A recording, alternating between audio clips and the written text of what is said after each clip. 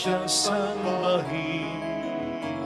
Ang poon dumalaw sa atin upang tayo'y tubusin, upang tayo'y tubusin.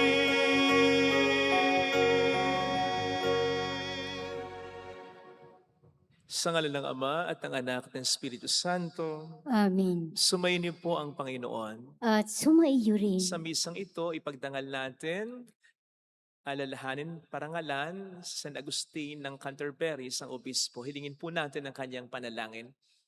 At upang tayo maging marapat sa banal na pagdiriwang na ito, magsisimula po tayo para sa ating mga kasalanan at pagkukulang. Tayo pong lahat.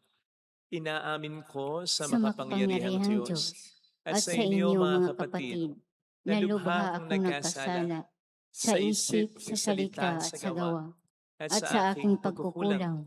Kaya sinasamo ko sa mahal na Birheng Maria, sa lahat ng mga anghel at mga banal, at sa inyo mga kapatid, na ako'y ipanalangin sa Panginoong ating Diyos. Kaawaan tayo na mapagmahal na Diyos, patawarin sa ating mga sala at patnubayan hanggang sa buhay na walang hanggan. Amen. Panginoon, kaawaan mo kami. Panginoon, kaawaan mo kami. Kristo, kaawaan mo kami. Kristo, kaawaan mo kami. Panginoon, kaawaan mo kami. Panginoon, kaawaan mo kami. Yumuko tayo, maaaring ibulong sa Panginoon ang ating intensyon. Dasal natin ang mga tumutulong sa ating simbahan. Ngayon din ang mga may sakit at ang mga nag-aalaga sa kanila, ang mga kasama nating nagsisimba. Manalangin tayo.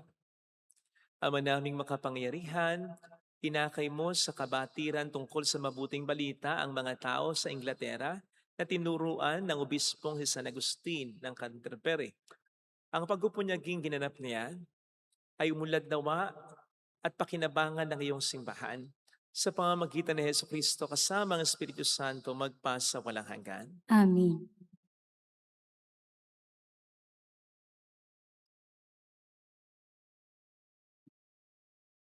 Ang salita ng Diyos mula sa unang sulat ni Apostol San Pedro. Mga pinakamamahal, alam ninyo kung ano ang itinubos sa inyo sa walang kabuluhang pamumuhay na inyong minana sa inyong mga magulang. Ang itinubos sa inyo'y di mga bagay na nasisira o nauubos, paris ng ginto o pilak, kundi ang buhay ni Kristong inihain sa krus. Siya ang korderong walang batik at kapintasan. Itinalaga na siya ng Diyos sa gawaing ito bago pa nilikha ang daigdig. At alang-alang sa inyo, ipinahayag siya bago sumapit ang katapusan ng mga panahon. Dahil sa Kanya, nanalig kayo sa Diyos na sa Kanya'y muling bumuhay at nagparangal. Ano pat inyong pananampalataya at pag-asa ay nasa Diyos. Ngayong malinis na kayo dahil sa inyong pagsunod sa katotohanan. Ano pat naghahari sa inyo ang tapat na pag-iibigan bilang magkakapatid. Naway maging maalab at taos sa puso ang inyong pagmamahalan, sapagkat muli kayong isinilang, hindi sa pamamagitan ng tao, kundi sa bisa ng buhay at walang kamatayang salita ng Diyos. Ayon sa kasulatan, ang lahat ng tao ay gaya ng damo, gaya ng bulaklak, nito ang lahat niyang karigtan. Ang damo ay natutuyo at nalalanta ang bulaklak. Ngunit ang salita ng Panginoon ay mamamalagi kailanman. At ito ang mabuting balitang ipinangaral sa inyo. Ang salita ng Diyos. Salamat sa Diyos. Purihin mo, Jerusalem, ang Panginoong butihin. Purihin mo, Jerusalem, ang Panginoong butihin. Purihin mo, Jerusalem, purihin ang Panginoon. Purihin mo ang inyong Diyos, kayong mga taga-Siyon. Yaong mga pintuan mo ay siya ang nag-iingat. Ang lahat ng iyong lingkod ay siya ang nagbabasbas. Purihin mo, Jerusalem, ang Panginoong butihin. Ginagawang matahimik yaong mga hangganan mo. Bibigyan kang kasiyahan sa kaloob niyang trigo. Kung siya ay naguutos, agad itong natutupad. Dumarating sa daigdig na hindi nagluluwat. Purihin mo, Jerusalem, ang Panginoong butihin. Kay Jacob niya ibinigay ang balita at pabilin. Ang tuntunin mga aral ibinigay sa Israel. Ang ganitong karapatan ay wala ang ibang bansa, pagkat hindi nila batid ang utos na itinakda. Purihin ang Panginoon. Purihin mo, Jerusalem, ang Panginoong butihin.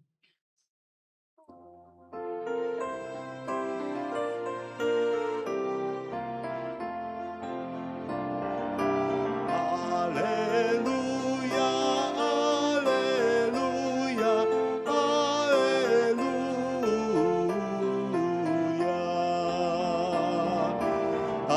Alleluia, alleluia, alleluia.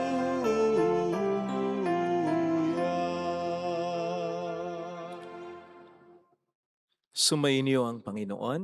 At sumaiyo rin. Ang mabuting balita po ng Panginoon ayon kay San Marcos. Papuri sa iyo, Panginoon.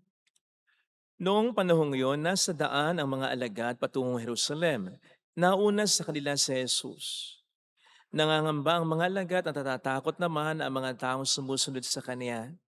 Ibinukod ni Jesus ang 12 at sinabi ang mangyayari sa Kanya, wika niya. Ngayon paahon tayo sa Jerusalem. Ang anak ng tao ay pagkakanulo sa mga punong saserdote at sa mga eskriba. Kanilang hahatulan siya ng kamatayan at ibibigay sa mga hintil. Siya'y tutuyain nila, luluran, ahagupitin at papatayin. Ngunit muli siyang mabubuhay pagkaraan ng 3 araw.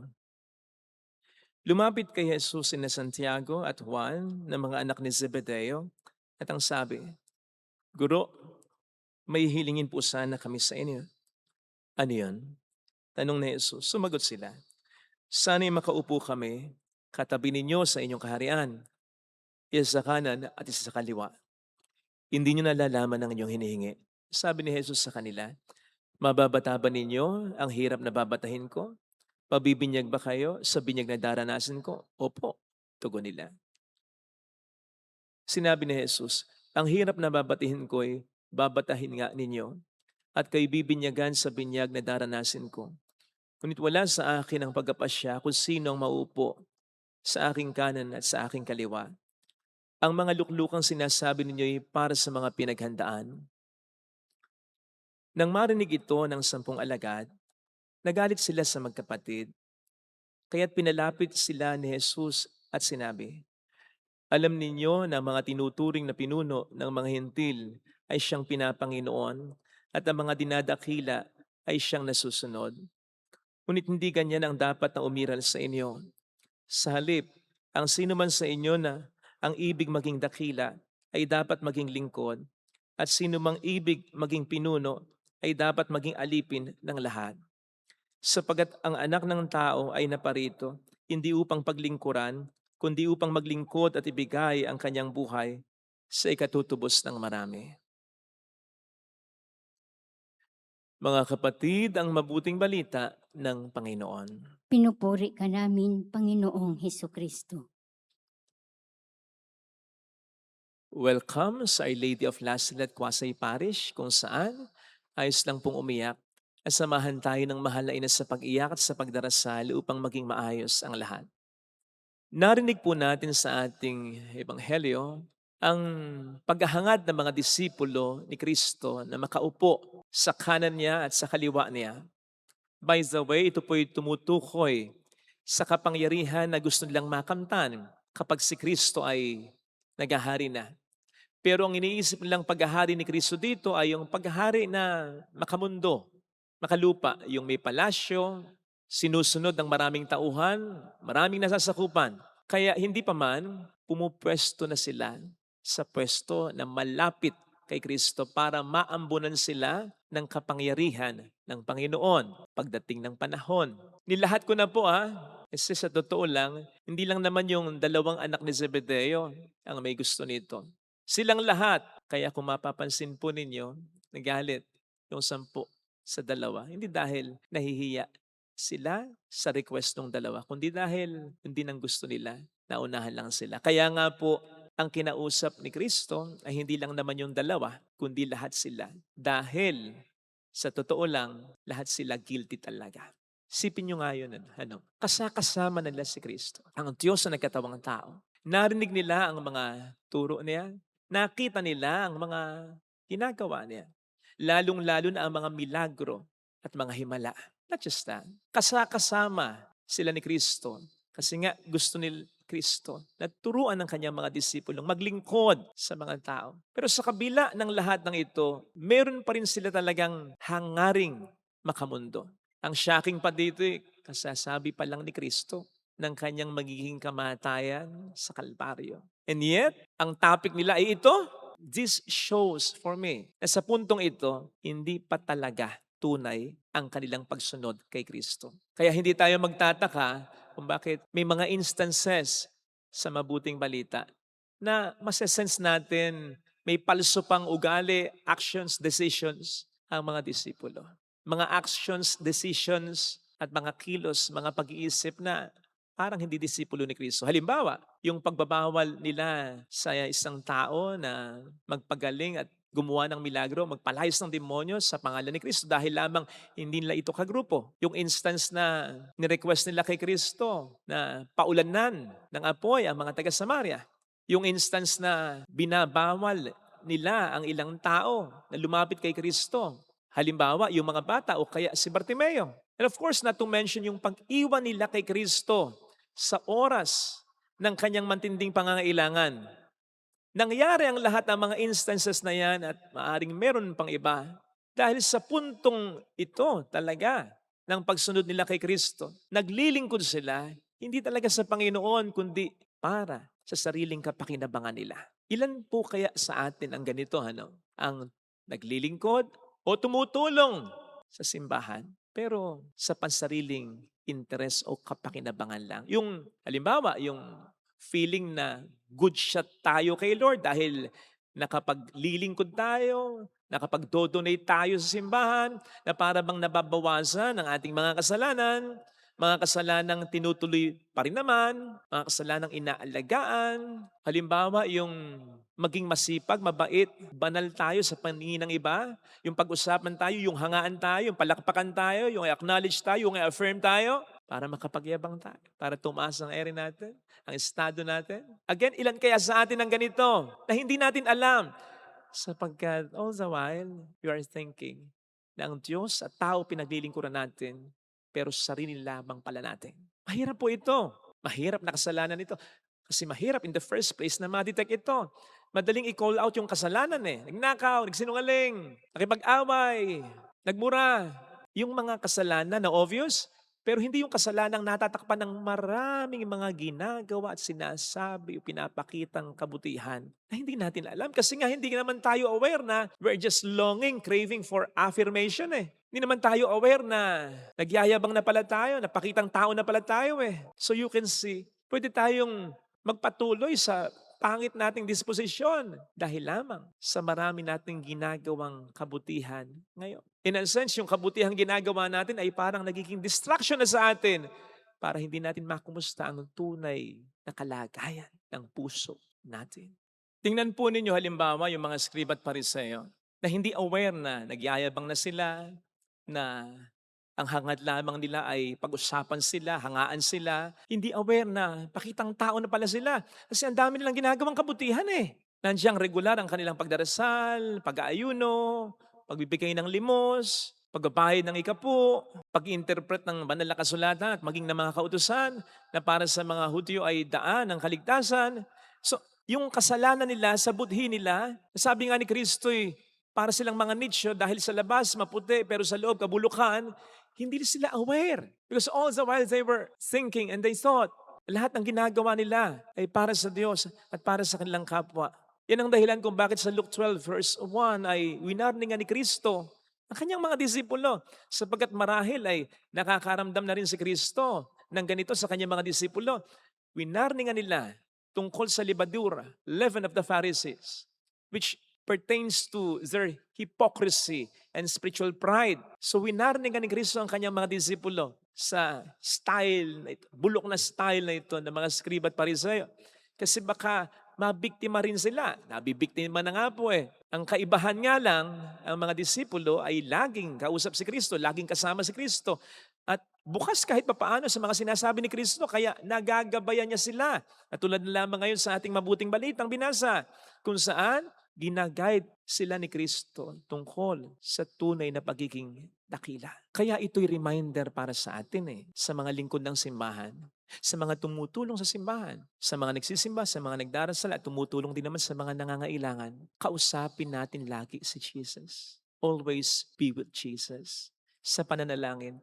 At huwag nating maging excuse ang ating mga ginagawang kabutihan para hindi na tayo manalangin. Huwag nating sabihin, gumagawa naman ako ng mabuti. Halimbawa ako, sabihin ko, nagmimisa naman ako papakumpisal naman ako Okay na hindi ako mag-alat ng time para manalangin. O kaya sabihin mo, wala naman akong inaargabyadong tao. Okay lang na hindi na ako mag-alat ng time para manalangin at nagsisimba din naman ako tuwing linggo. No, huwag nating maging excuse yon. Kasi the first place, araw-araw, gusto tayong makasama, makausap ng Panginoon. Kaya nga, di ba, sa panalangin ng Ama namin sumasalangit ka, bigyan mo kami ng aming kakanin araw-araw. At isa sa mga gusto niya ibigay ng pagkain sa atin, payo, gabay.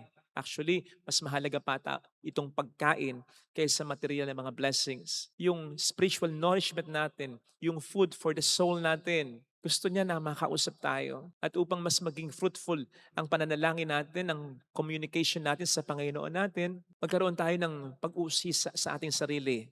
Let us be honest to accept kung meron tayong mga signs ng craving for affirmation, pagyayabang, pakitang tao. And then, maging open tayo, maging bukas tayo sa sasabihin at ipapayo ng Panginoon sa atin nang sa gayon ay magabayan niya tayo at hindi masayang yung mga mabuting ginagawa natin at hindi rin lumala yung mga masasama ng motivation na nasa puso natin. Applicable din po ito sa mga action men and women sa pamayanan, lalong-lalo na sa ating tahanan. Pag sinabing action men and women, yung laging may ganap, laging may ambag, action agad, laging maasahan. Pakiramdaman din po natin ang ating mga sarili sa pananalangin.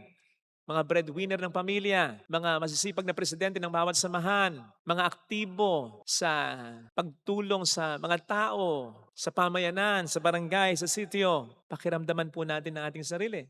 Baka nagiging bossy na tayo, nagiging irritable na tayo kapag hindi nasusunod ang ating gusto, nagiging mainitin na ang ating ulo, pakialamero na tayo, self-righteous na tayo, mapagmura at malulutong na ang ating mura. Ay nako, sign na po ito na meron ng mga masama sa ating kalooban na natatakpan ng ating mga maraming ginagawang kabutihan. Huwag po nating hayaang magkaganyan. Kasi darating at darating ang panahon na kapag hindi natin ginawa ng action yan sa tulong ng Panginoon na maging aware tayo sa mga yan at alisin yung mga negatibong bagay sa ating puso na nako, darating yung pagkakataon na mababaligtad na yung sitwasyon. Lulutang na yung mga masama na yan and then ang tatabunan na ay ang ating kabutihan. Huwag po nating hayaan na magkaganyan. Kaya sa ating paggawa ng maraming kabutihan, tingnan natin, baka may namumuong kasamaan na natatakpan. Alisin agad natin yung sa tulong ng Panginoon. Huwag nating haalagaan kaysa dumating yung panahon na ang umangat ay yung mga nandiyan kasamaan at ang matakpan ay ang ating kabutihan. Hindi po maganda yan. Kaya ito po sanang biyaya, realization na makita natin ngayon mula sa ating mga pagbasa na napakinggan. Amen. Ilagay natin ang ating kanang kamay sa tapat ng ating puso.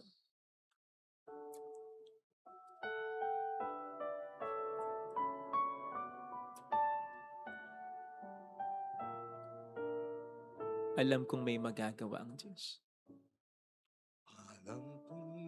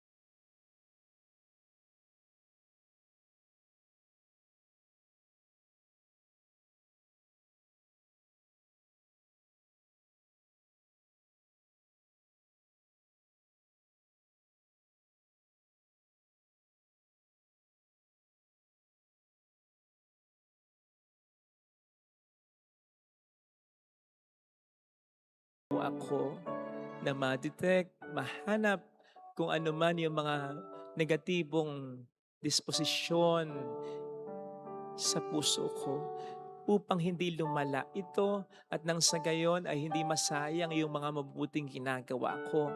Tulungan mo po na maging tapat ako sa mga kabutihang pinagsisikapan kong gawin sa pamamagitan ng biyaya mo. At tulungan mo rin po ako na makita ang tunay na disposisyon ng aking kapwa nang hindi din man ako maloko. Hallelujah! Hallelujah. Purihin ang Diyos. Hallelujah! Pasalamatan siya. Siya ay muling babalik sa atin. Hindi niya tayo iiwan. Hindi niya tayo pababayaan. Paniwalaan natin yan. Hallelujah! Purihin ang Diyos. Hallelujah! Sa takdang panahon, babalik ang Panginoon upang tayo ay tapat siya sa kanyang mga pangako sa atin. Sabihin mo sa sarili mo, mayroong magandang mangyayari sa iyo. Kung magiging tapat ka, kung magiging tunay ang pagpapakabuting tao natin. Wala namang masama, maging honest lamang tayo sa Diyos upang matulungan niya tayo na maging klaro, maging busilak, maging totoo tayo sa ating puso. Mayroong magandang mangyayari sa iyo. Sa pagkatandaan natin, yun ang tinitingnan niya. At yun din naman ang pinakamakatutulong sa atin kung sa loob ay magiging tapat tayong talaga. Tulungan nawa tayo ng Panginoon na makita ang mga dapat nating makita at kailangan pa nating i-improve sa buhay natin. Papuri sa Ama at sa Anak sa Espiritu Santo. Kapara noong sa unang-una, ngayon at magpakailanman, at magpasawalang hanggan. Amen. Pag-aalay.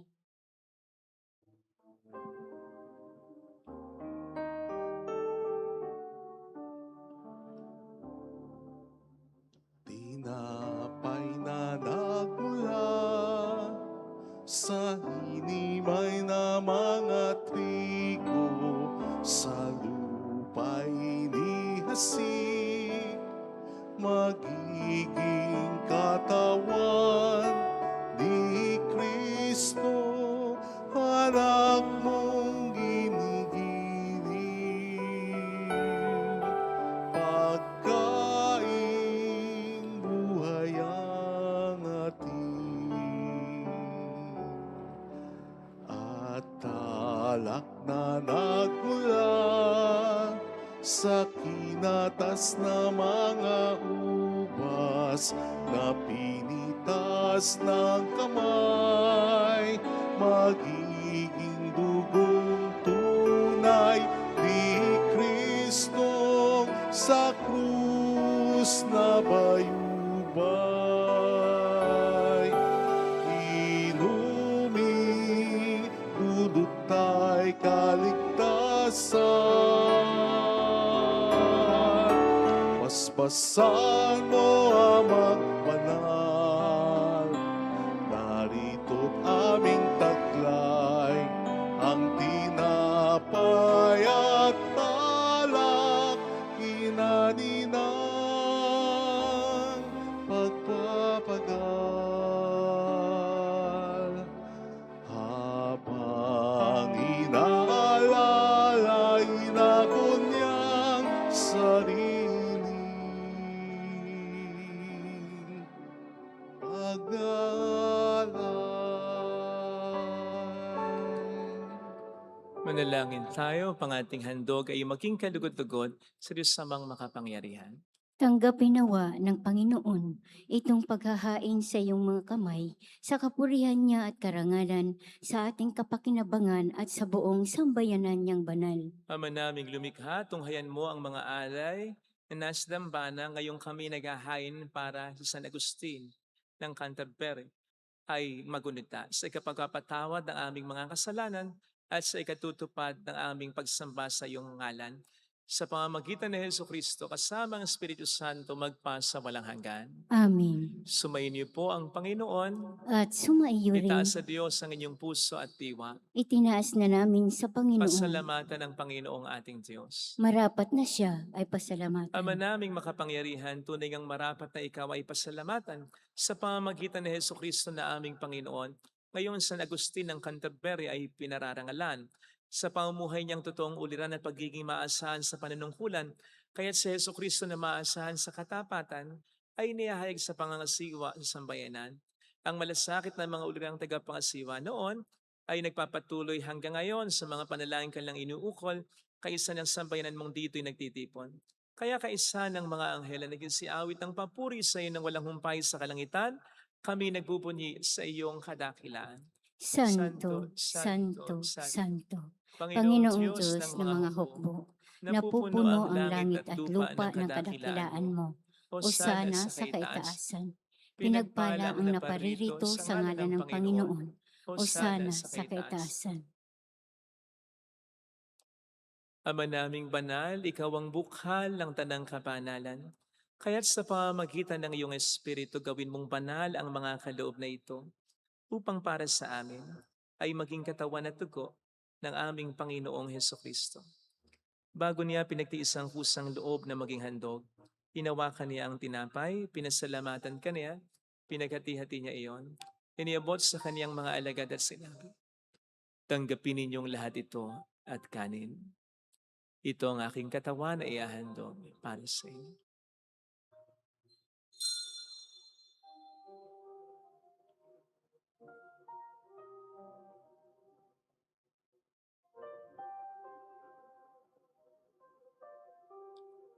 Gayun din naman nang matapos ang hapunan, nawa kaniyang kalis, muli kaniyang pinasalamatan.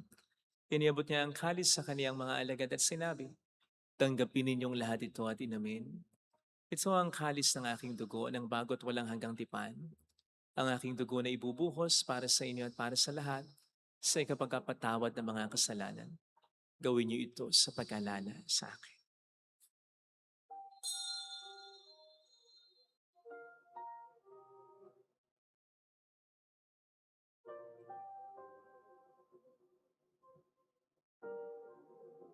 Ang misteryo ng ating pananampalataya. Si Kristo'y namatay, si Kristo'y nabuhay, si Kristo'y babalik sa wakas ng panahon. Ama, ginagawa namin ngayon ang pag-alaala sa pagkamatay at muling pagkabuhay ng iyong anak. Kaya iniali namin sa iyong tinapay ng buhay at ang kalis ng kaligtasan. Kami nagpapasalamat dahil kami iyong minarapat na tumayo sa harap mo para maglingkod sa iyo. Sinasamo namin kami na magsasalo sa katawan at dugo ni Kristo ay mabuklod sa pagkakaisa sa pamamagitan ng Espiritu Santo. Ama, lingapin mo ang iyong simbahang laganap sa buong daigdig. Puspusin mo kami sa pag-ibig. Kaisa, ni Leon na aming Papa, ni Dennis na aming Obispo at ang Tanang Kaparian. Alalahanin mo mga kapatid naming nahimlay nang may pag-asang sila'y muling mabubuhay, lalo ng aming mga ipagdarasal. Saglit nating pagdasal ang ating mga kakilalang yumang. Kaawaan mo sila at patuloyin sa iyong kaliwanagan. Kaawaan mo at maging tapatin kaming lahat na makasalo sa iyong buhay na walang wakas. Kaysa ang mahal na Birhen ng Lazaret, ang ina ng Diyos, San Jose ang kabiyak ng kanyang puso, lahat ng mga banal na namuhay dito sa daigdig ng kalugod-lugod sa iyo. May pagdiwang naman namin ang pagupuri sa ikararangal mo sa pamamagitan ng iyong anak na aming Panginoong Hesukristo. Sa pamamagitan ni Kristo, kasama niya at sa Kanya, ang lahat ng parangal papuri ay sa iyo, Diyos amang makapangyarihan, kasamang Espiritu Santo, magpasawalang hanggan.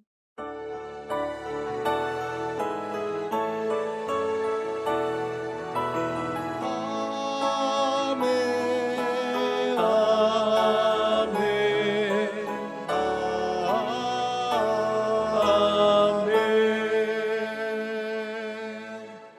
Tumawag tayo sa ating Ama.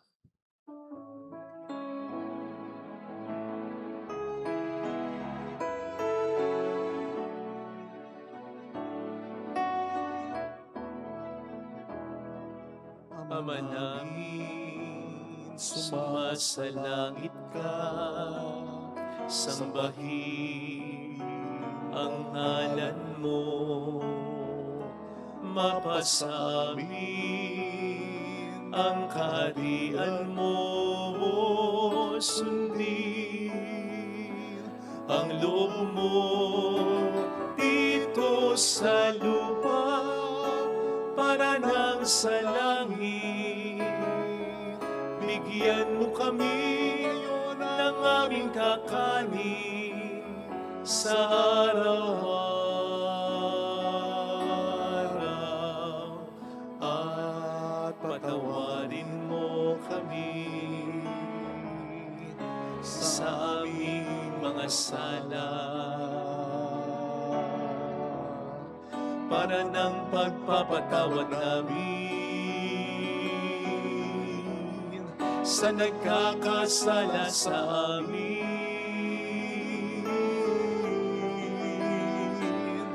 At huwag mo kami ipahintulot sa tukso, at ihadya mo kami sa lahat ng masama.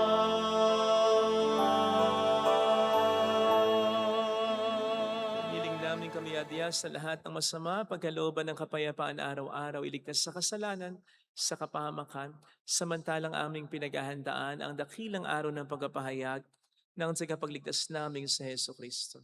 Sapagkat iyo ang kaharian, ang kapangyarihan at ang kapurihan, magpakailanman. Amin. Panginoong Jesucristo, sinabi mo noon, sinasabi mo rin sa amin ngayon, kapayapaan ang iniiwan ko sa inyo, aking kapayapaan ang binibigay ko. Tunghayin mo ang aming pananampalataya, huwag ang aming pagkakasala. Pagkalooban mo kami ng kapayapaan at pagkakaisa sa iyong kalooban, kasama ang Espiritu Santo magpasa walang hanggan. Amin. Ang kapayapaan ng Panginoon ay sumainyo daw ang lahat. At sumaiyo rin. Magbigayan tayo ng kapayapaan sa isa't isa. Kapayapaan po. Peace be with you. Kordero ng Diyos na nag-aalis ng mga kasalanan ng sanlibutan, maawa ka sa amin. Kordero ng Diyos na nag-aalis ng mga kasalanan ng sanlibutan, maawa ka sa amin. Kordero ng Diyos na nag-aalis ng mga kasalanan ng sanlibutan, ipagkaloob mo sa amin ang kapayapaan.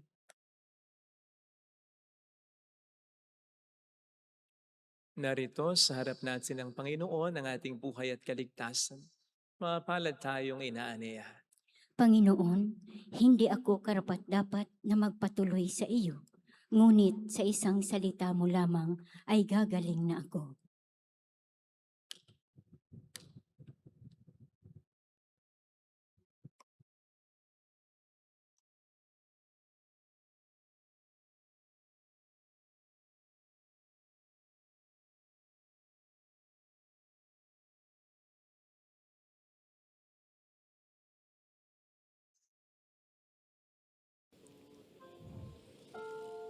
Panalangin para sa espiritual na pakikinabang.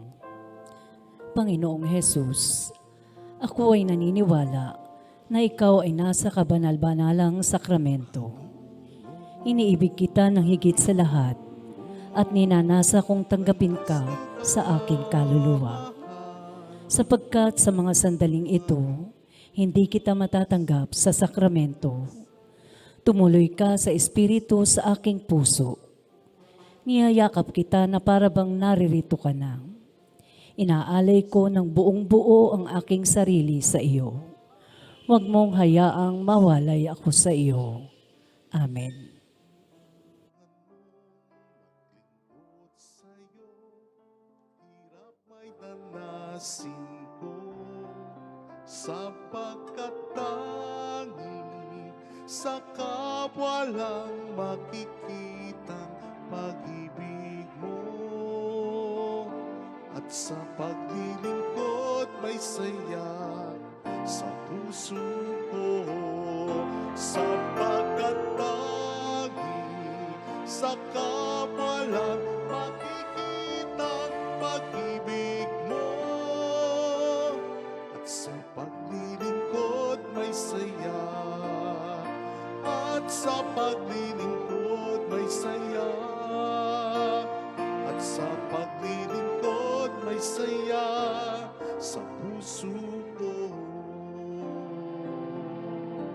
sa puso ko, sa puso ko. Manalangin tayo. Ama naming mapagmahal, kaming nagsipakinabang ay dumadalangin ang pinananaligan ng uliran naming San Agustin ng Canterbury ay maipahayag namin at ang itinuro niya ay magawa naming ganapin sa pamamagitan ni Hesukristo.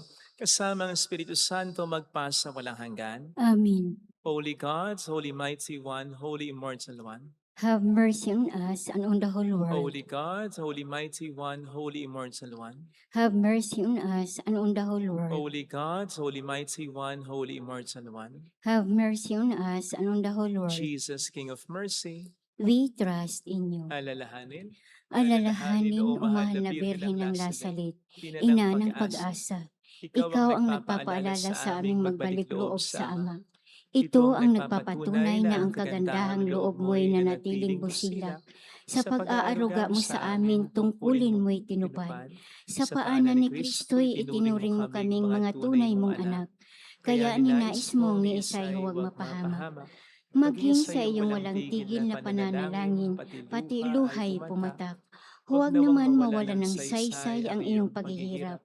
Hiling nawa namin sa iyo o aming inang liyag, na matapos ang pakikibaka namin sa mundong ito, at sa pananatili namin tapat kay Kristo, sa kapurihan mo'y makibahagi kaming ganap, upang kung nasaan ka ngayon, ay maparoon din kaming lahat, at ang kaganapan ng kaluwalhatian ng Diyos Amay, tuluyang matupad siya nawa. Mahal na Birhen ng Lasalet, tagapagkasundo ng mga makasalanan. Ipanalangin mong walang patid kaming mga dumudulog sa iyo. Marami pong salamat sa inyong pakikiisa at sa mga tulong na binibigay ninyo na nagiging dahilan para marami po tayong maitayong mga chapels at patuloy po tayo sa pagpapatayo. Salamat din po sa inyo dahil nakatutulong tayo sa iba't ibang mga institutions na ating simbahan at sa iba't ibang mga individuals. Salamat po sa tiwala. Sumainyo ang Panginoon. At sumaiyo rin. Pagpalain kayo kasama ng ating pamilya na mapagmahal na Diyos, ng Ama at ng Anak at ng Espiritu Santo. Amen. Umayo tayo sa kapayapaan ni Kristo. Salamat sa Diyos. Salamat din po.